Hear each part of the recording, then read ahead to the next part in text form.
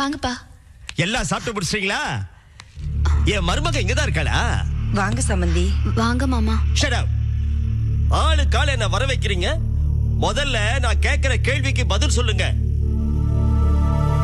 என்ன விஷயம்? யாரை கேட்டு என் மருமகளை இங்க கொண்டு வந்து சேர்த்தீங்க?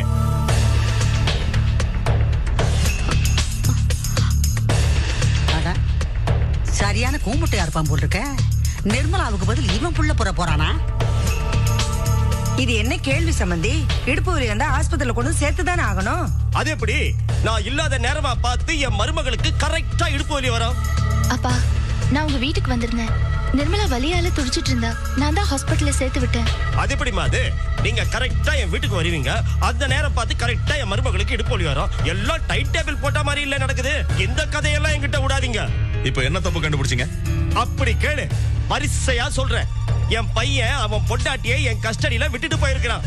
அவளை என் பர்மிஷன் இல்லாம கூட்டிட்டு வந்தது பெரிய தப்பு. இத பாருங்க சம்பந்தி, அதான் என்ன நடந்துச்சுன்னு சாரோ சொன்னால.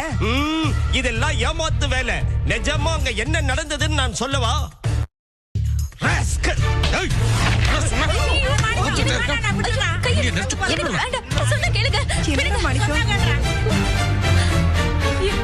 யங் ஜெனரேஷனுக்கு பெரியவங்க கிட்ட கொஞ்சம் கூட மரியாதையா இல்லாம போச்சு.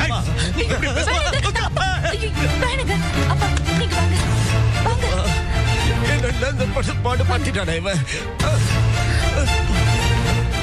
அப்பா, என்ன மன்னிச்சிருங்க.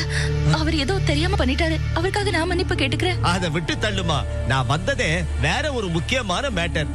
எனக்கு இப்ப அவசரமா பணம் தேவைப்படுது. ரொம்ப கஷ்டமா இருக்குதுமா. உன் புருஷன்கிட்ட சொல்லி ஒரு 1000 ரூபாய் வாங்கி கூட.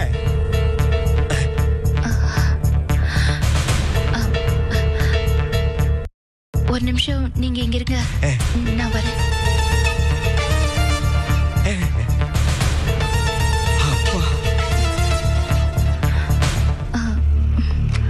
எங்க சந்தோஷ் அப்பாக்கு அர்ஜென்ட்டா ஒரு 1000 ரூபாய் வேணுமா?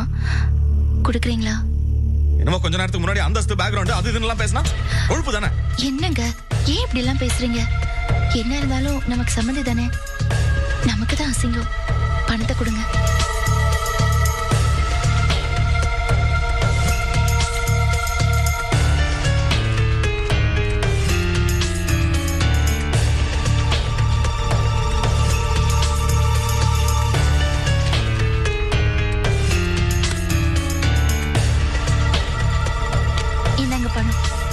ரொம்ப தேங்க்ஸ்மா. இத நான் கண்டிப்பா ரீபே பண்ணிடுவேன். என் மருமகளை பத்திரமா பாத்துக்கோங்க. நான் வரேன்.